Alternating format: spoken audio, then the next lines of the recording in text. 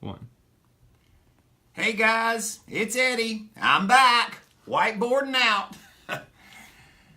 My phone has rang more since January 1st about the subject of buying on terms from mega seasoned real estate investors than it did in the whole month of November and December.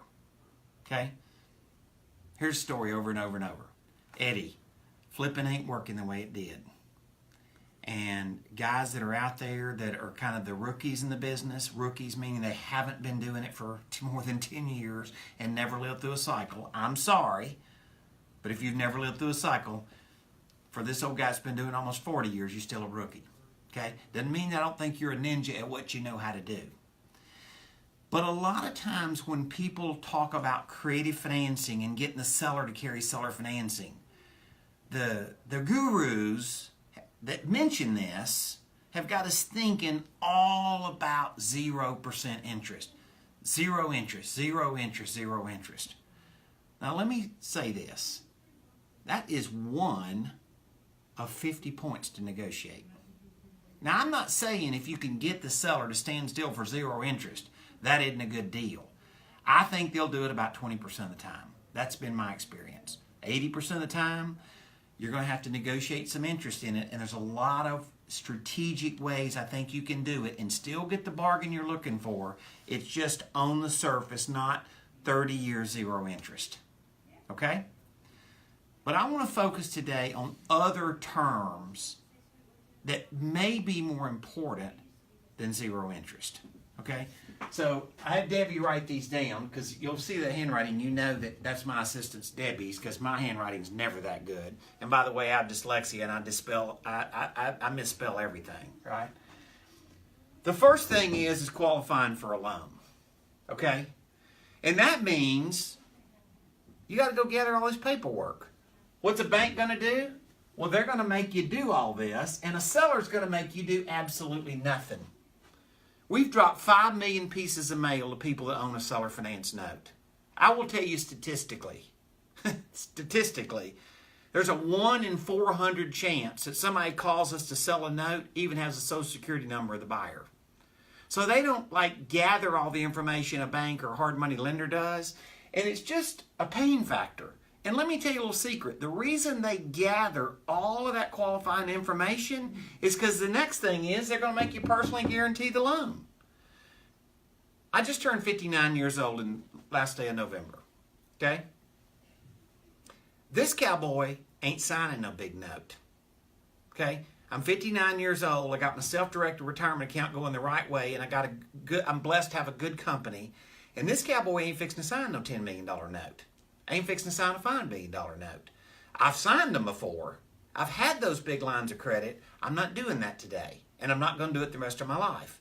So if you become determined that you're not going to do it, it's amazing how innovative you can become to fix it. Personal guarantee? Yes, sir. A lender, a hard money lender or a bank's going to require a personal guarantee. You're absolutely not going to do a personal guarantee with a seller finance note. This seller means seller finance. Okay? Nothing down. How many lenders are going to let you buy a property with nothing down? Well, none. Okay? With seller financing, I can show you a bunch of creative strategies, even if they want 20% at the closing, for it not to be your 20%. Okay? So don't get hung up on the fact that the seller, well, they'll seller finance, but they're going to want 20% at the closing. I can get you there, and it doesn't have to be your money. A bank isn't going to agree to that. Okay? First payment due date. Well, what's a lender going to want? First payment due date's going to be when? 30 days after closing? So yeah, first payment due date's going to be right after closing with this. I can push the first payment 3 years away with this deal and have done it numerous times. Right? Once again, Mr. Seller, I'm going to give you your price if you'll give me my terms. Now, I understand the talk off, and I understand that if said wrong, they won't agree to anything. That if said correctly, they'll agree to things in a way that otherwise they never would have agreed to. So the talk off is important. How to dictate the terms and how to say it skillfully is part of the art of this deal. Release of collateral. Well, Is a bank or a hard money lender going to release the collateral? I say no. Will a seller do it? I can give you case study after case study after case study where they have agreed to all kind of crazy things related to the collateral.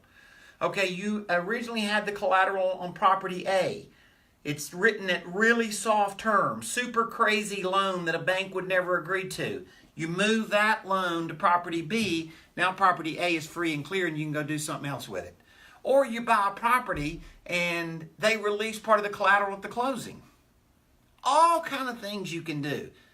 Tons of reasons when you need to know these strategies. Now I said 50. How many is this? 1, 2, 3, 4, 5. That's 10%.